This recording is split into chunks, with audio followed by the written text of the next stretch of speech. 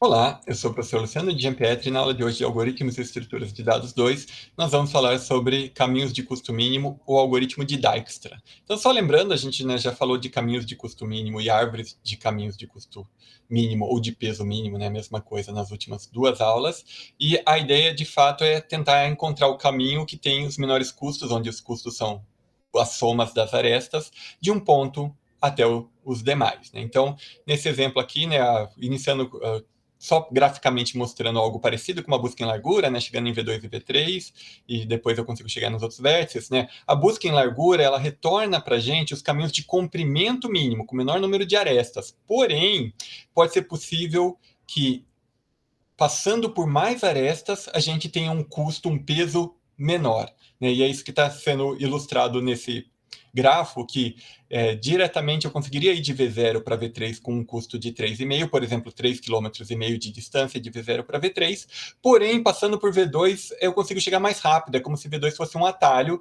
então eu consigo chegar em V3 com um custo de 3 km, 1 mais 2, 3 km, né? Se as nossas arestas estiverem indicando aí distância em quilômetros. Então, o desafio dos algoritmos para encontrar, né, os caminhos de peso mínimo ou de custo mínimo é justamente perceber como que eu, né, uso esses atalhos para achar caminhos menores, algo diferente do que a gente fazia na busca em largura, né? A busca em largura só quer encontrar os caminhos de menor comprimento, com menor número de arestas. Aqui não, aqui a gente quer encontrar com a menor soma do custo, a menor soma de pesos das arestas. E essa operação que a gente faz para diminuir, né, que a gente percebe que existe um atalho, que existe um caminho mais curto de um vértice para o outro, a gente chama de relaxamento. Eu estou destacando isso em todas as aulas porque os nossos algoritmos que resolvem o problema de caminhos de peso mínimo e que acham as árvores de caminho de peso mínimo, ou de custo mínimo, eles justamente são baseados nessa operação de relaxamento. Então aqui está a nossa árvore, que nesse exemplo está ilustrando, né, quais são os caminhos mais de menor custo ou de menor peso de V0 para todos os demais vértices do nosso grafo, e destacando, né, que existe um caminho direto de V0 para V3, que está pontilhado aqui, mas ele custa 3,5, né? Então, o caminho mais curto, e a árvore justamente ela fala qual é o caminho de peso mínimo ou de custo mínimo, é esse passando por V2 e daí chegando em V3, que dá um total de 3. Então, a ideia é justamente descobrir esses caminhos, desenvolver algoritmos que descubram esses caminhos. A gente já viu dois, a gente vai ver o terceiro na aula de hoje, que vai ser o algoritmo de Dijkstra, e ele é usado para encontrar os caminhos de peso mínimo ou de custo mínimo entre um vértice de origem e os demais. O princípio, né, o objetivo geral dele é muito parecido com o de Bellman-Ford, que é encontrar de um para os demais, né, que foi o algoritmo da aula passada, mas ele tem algumas características específicas. Esse algoritmo, né, ele foi concebido em 56 e publicado em 59 pelo Dijkstra, né, é o autor do algoritmo, e ele tem como objetivo, como já comentado, encontrar os caminhos de custo mínimo de um vértice de origem a todos os demais. Ele é aplicado em grafos direcionados e ponderados, só que com as arestas com pesos não negativos. Aqui é diferente dos últimos dois algoritmos que a gente viu, que eles podiam até ter algumas arestas, né, com pesos negativos, desde que eles não tivessem ciclos negativos. Já o algoritmo de Dijkstra, não. Ele foi desenvolvido, ele funciona para grafos que não têm pesos negativos. O que é muito comum no mapa, né? Se a gente tem um mapa que fala, por exemplo, quantos minutos eu gasto para sair de onde eu estou e chegar na universidade. Então, o custo em tempo nunca vai ser negativo, né? Eu sair de onde eu estou e chegar na próxima esquina. Sempre vai ter um custo de segundos, minutos ou qualquer outra unidade de tempo, mas vai ter custos não negativos, né? A mesma coisa para a quilometragem, né? Qual que é a distância daqui até a universidade? Vai ser uma quantidade de quilômetros positiva. E se eu estiver na própria universidade, vai ser zero, mas não vai ser negativo. E a complexidade dele, né, da implementação atual desse algoritmo, é o número de arestas, linearmente proporcional ao número de arestas, mais o número de vértices, vezes o logaritmo do número de vértices. Quando o algoritmo foi proposto inicialmente, não era essa complexidade que ele tinha, mas a gente consegue, usando estruturas de dados auxiliares eficientes, chegar hoje em dia nessa complexidade. E essa complexidade é considerada, até hoje, né, a menor complexidade assintótica para resolver esse problema. Não tem nenhum outro algoritmo que resolva esse problema de maneira mais eficiente do que esse. A diferença é que, quando ele foi proposto lá, concebido em 56 e publicado em 59, não se falava das estruturas auxiliares que são usadas hoje. Então, inicialmente, ele teria uma complexidade maior, proporcional ao número de vértices ao quadrado, mas hoje ele consegue ter essa complexidade, número de arestas mais número de vértices vezes logaritmo do número de vértices. E ele combina duas abordagens, né, que é a de algoritmos gulosos e de programação dinâmica. A programação dinâmica, pelo fato de você guardar as soluções parciais que você já encontrou, né, os caminhos parciais, as distâncias parciais, para calcular as novas distâncias, assim como os dois últimos algoritmos já faziam, né, que a gente viu nas duas últimas aulas. Mas, além disso, ele usa uma abordagem gulosa, que ele nunca revisita o mesmo vértice. A gente vai ver quando que ele seleciona cada um dos vértices para verificar se existem atalhos, se existem relaxamentos a partir desse vértice, mas ele nunca revisita o mesmo vértice duas vezes. Então, ele usa essa abordagem gulosa, de vá para o vértice correto a cada iteração para nunca precisar revisitá-lo. A ideia geral do pseudocódigo é a seguinte, né? Enquanto tiver vértices não processados, né, e se a gente efetivamente vai conseguir passar por todos os vértices, né, ou seja, achar o caminho de custo mínimo para todos os vértices, esse laço vai ser proporcional, né, ao número de vértices, faça o quê? Né? E aqui está parte da grande sacada que o Dijkstra teve, né, da grande ideia que ele teve para resolver esse problema.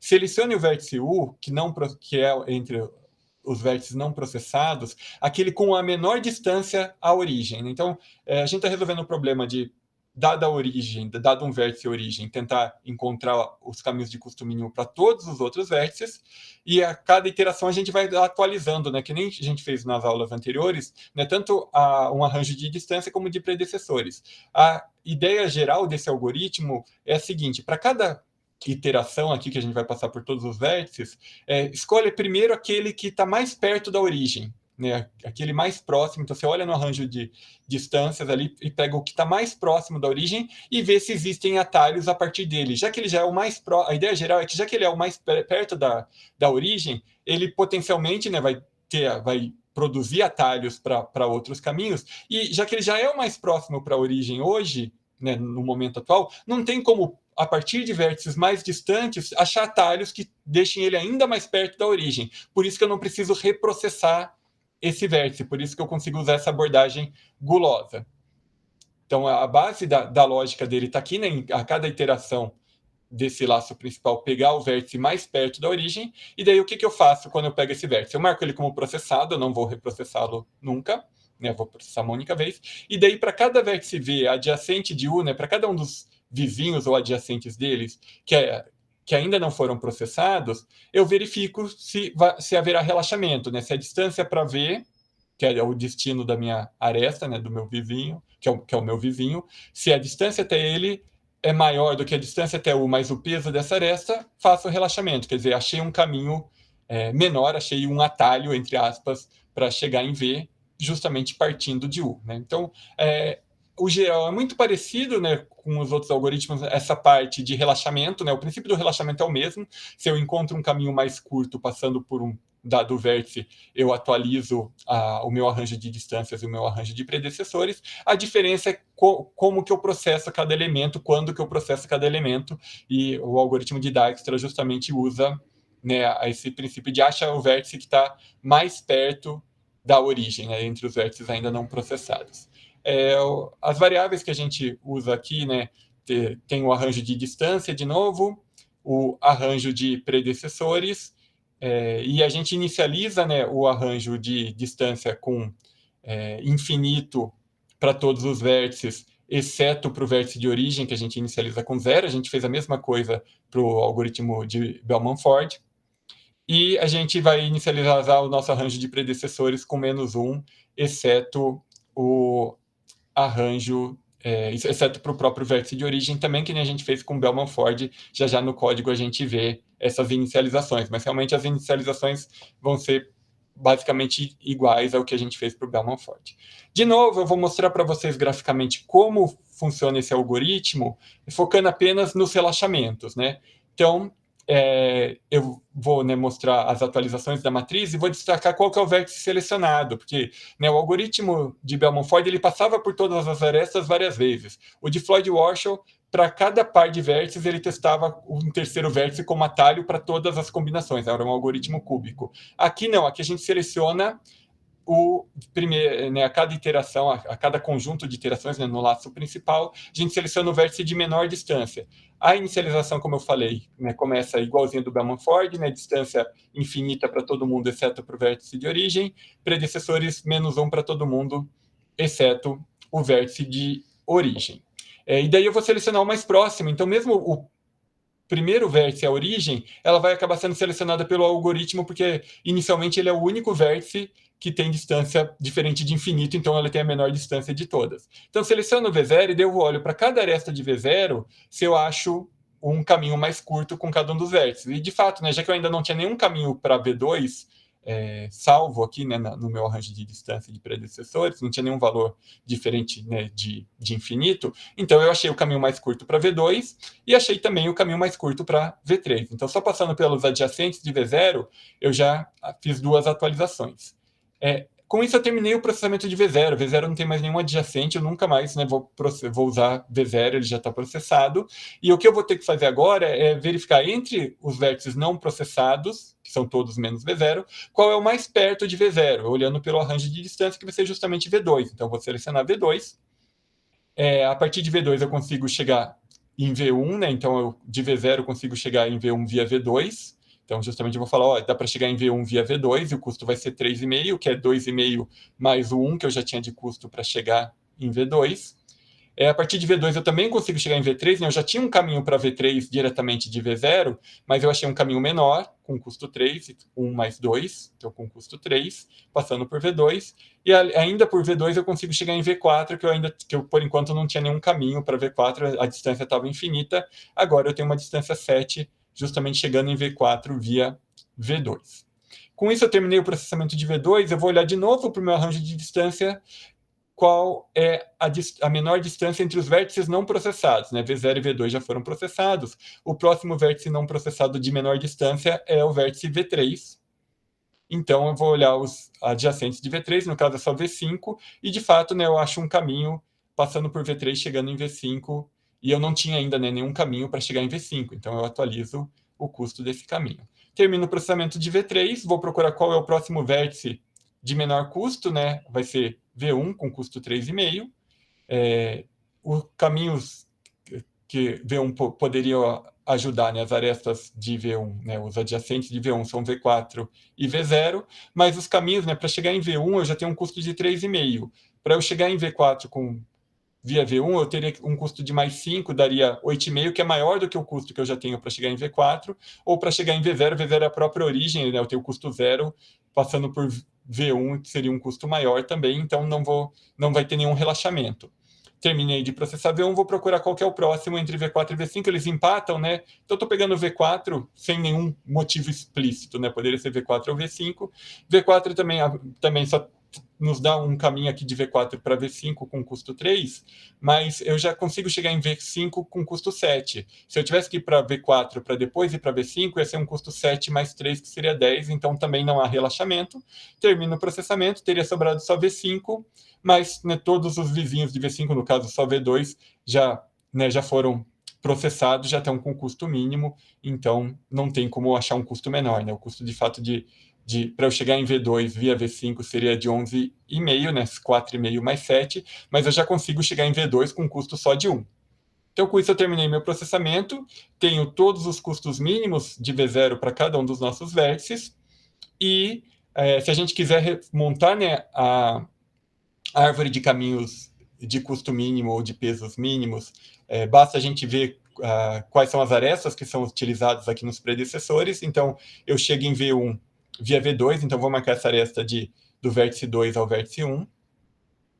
Então, ela vai fazer parte da minha árvore, assim como do vértice 0 para o vértice 2, do vértice 2 para o vértice 3, do vértice 2 para o vértice 4 e do vértice 3 para o vértice 5. É exatamente a mesma árvore que foi gerada na aula passada, porque a gente está usando o mesmo grafo, mas a gente gerou de formas diferentes, né, usando algoritmos diferentes para gerar nesse exemplo aqui, as árvores de caminho de custo mínimo do vértice 0 para todos os demais vértices do nosso grafo. Como que funciona o nosso algoritmo, né? A assinatura é muito parecida com o algoritmo da aula passada, que a gente tem o grafo, né, que a gente vai estar procurando os caminhos de custo mínimo nesse grafo, o vértice de origem e os ponteiros para o arranjo de distância e de predecessores, que é isso que a gente vai preencher para o usuário.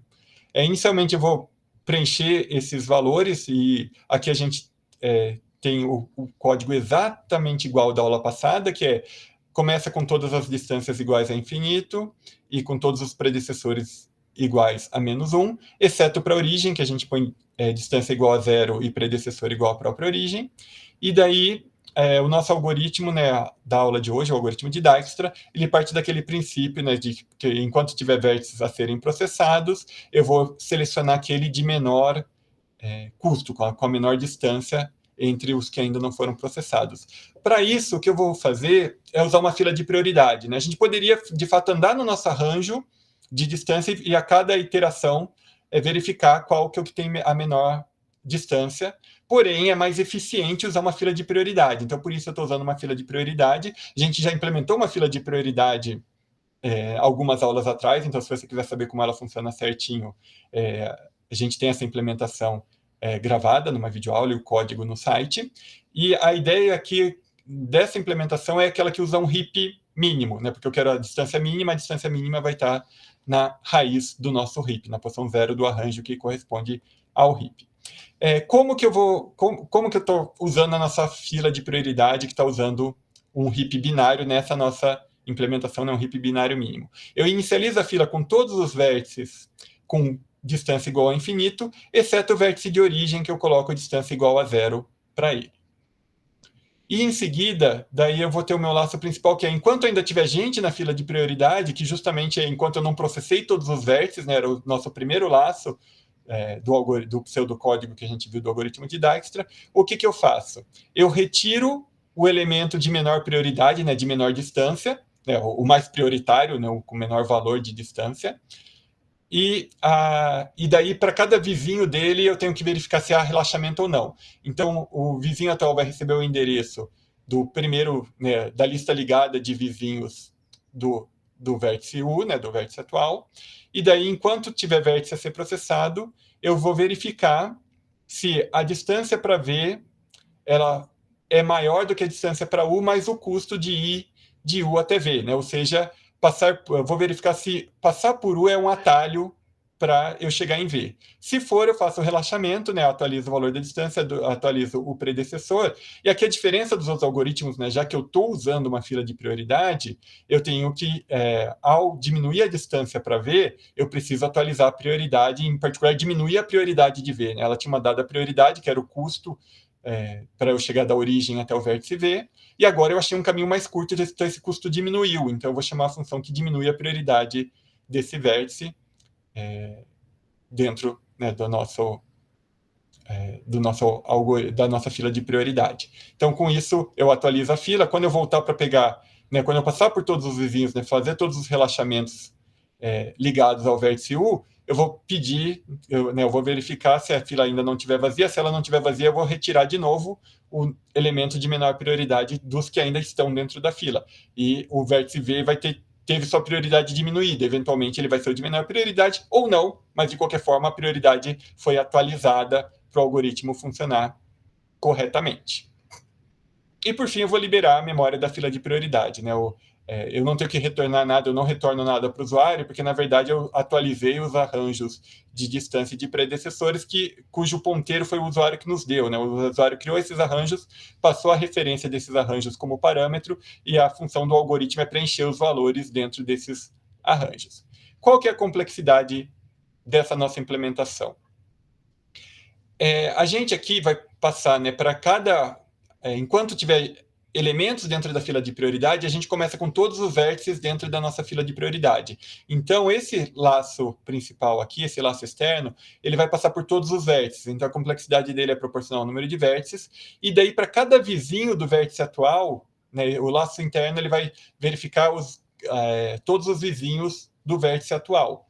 Então, eu vou ter ao todo, eu vou passar por todas as arestas também por causa desse segundo laço. Então, eu vou passar por todas as arestas, por todos os vértices e por todas as arestas. Além disso, né, para cada elemento que eu estou passando, eu tenho aqui uma operação, né, eu vou ter a operação de excluir o elemento da nossa fila de prioridade, que a gente viu que a gente retira, né, sempre o elemento, no caso do heap binário, a raiz do heap, mas ele pega o último elemento e coloca no lugar, e a reorganização do heap é proporcional ao logaritmo do número de elementos do heap, então o logaritmo é o número de vértices, e além disso, para cada aresta, eu tenho que diminuir a prioridade, que eventualmente vai ter também uma complexidade proporcional à altura do heap, que é proporcional ao logaritmo do número de vértices. Então, por isso que o custo dessa implementação é o número de arestas mais número de vértices vezes o logaritmo do número de vértices. Lembrando que para muitas aplicações reais, o número de arestas é proporcional ao número de vértices, então a gente vai ter, nesses casos, uma complexidade proporcional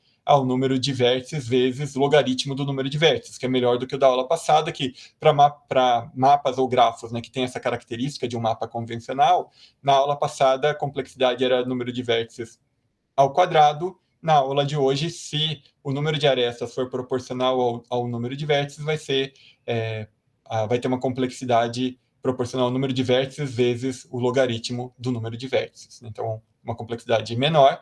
Mas eu destaco que a gente, né, usou a fila de prioridade aqui, baseada num heap binário mínimo, porém, tem uma estrutura que consegue, na média, ter operações ainda mais rápidas, em particular essa operação de diminuição da prioridade, que é a operação, né, que mais acontece aqui, que é o número de arestas vezes o logaritmo do número de vértices. Então, com um heap, tem um outro tipo de heap para ser usado em fila de prioridade, chamado de heap de Fibonacci, que daí a gente consegue fazer essa operação, na média, né, em tempo constante, né, para cada uma das operações. Então, ao todo, a gente teria uma complexidade usando essa outra estrutura de dados, proporcional ao número de arestas mais número de vértices vezes logaritmo do número de vértices. Novamente, se a gente tiver um mapa tradicional, esses mapas, né, que o número de arestas é proporcional ao número de vértices, isso vai ser limitado ao número de vértices vezes o logaritmo do número de vértices. Mas se a gente tiver